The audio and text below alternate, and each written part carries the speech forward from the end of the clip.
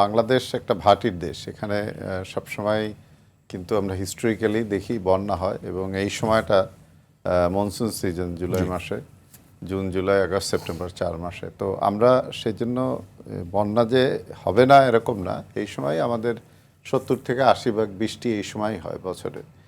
তো এখন যেটা মানে রিসেন্ট ফেনোমেনা যেটা দেখছি আর কি, আমাদের দেশের নর্থ এবং নর্থ ইস্টার্ন এবং নর্থ সাউথ ইস্টার্ন দিকে আমরা হঠাৎ করে অনেক বেশি বৃষ্টি দেখছি। আমি যদি একটু পরিসংখ্যানের দিকে তাকাই, যে গত 7-8 তারিখে 2 দিনে আপনার প্রায় 650 মিলিমিটার 48 ঘন্টার বৃষ্টি হয়েছে এবং 413 মিলিমিটার, হ্যাঁ, তো একদিনের বৃষ্টি চিটাগাং শহরের। তো এরকম অস্বাভাবিক বৃষ্টি ড্রেন করার বর্তমান যে ড্রেনেজ সিস্টেম আছে সেটার জন্য অনেকটাই মানে কঠিন একদিকে।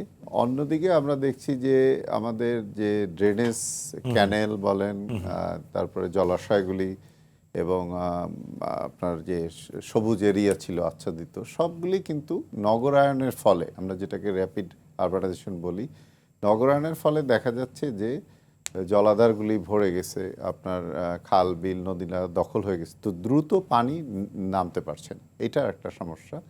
এবং আরেকটা দেখছি যে মানে আমরা যেহেতু নগরায়ন হচ্ছে, মাটির নিচে যে পানিটা চলে যেত ইনফিল্ট্রেশন করে, সেই পানিও কিন্তু এখন এত দ্রুত যেতে পারছে না। এটা হচ্ছে আরবান এরিয়া। পাশাপাশি সলিড ওয়েস্ট ম্যানেজমেন্ট হচ্ছে না, বজ্র ব্যবস্থাপনায় আমরা খুবই দুর্বল।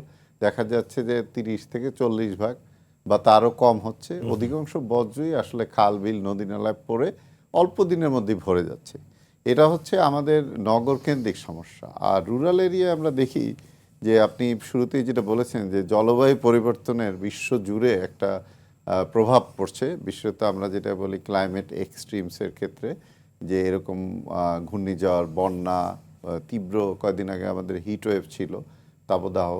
তো এরকম ক্ষেত্রে আমরা দেখি যে তাপমাত্রা যেহেতু বিশ্বের বাড়ছে, অলরেডি পৃথিবীতে এখন গ্লোবাল ওয়ার্মিং 1.4 ডিগ্রি সেন্টিগ্রেডের মতো, তো তাপমাত্রা বৃদ্ধির ফলে হয় কি জলীয় বাষ্প বেশি আপনার আকাশে থাকে এবং যে ক্লাউড, যে মেঘ, যে পানি ধরে রাখার ক্ষমতা, ওটাও কিন্তু দেখা যায় যে অনেক বেড়ে গেছে। তার ফলে আমরা হঠাৎ কোনো জায়গায় অনেক বেশি মানে কনসেন্ট্রেটেড বৃষ্টি দেখি, যেটা হ্যান্ডেল করার জন্য আমাদের ড্রেনেজ স্ট্রাকচার বলেন বা নদী নালা এখন ওইভাবে কিন্তু প্রস্তুত না।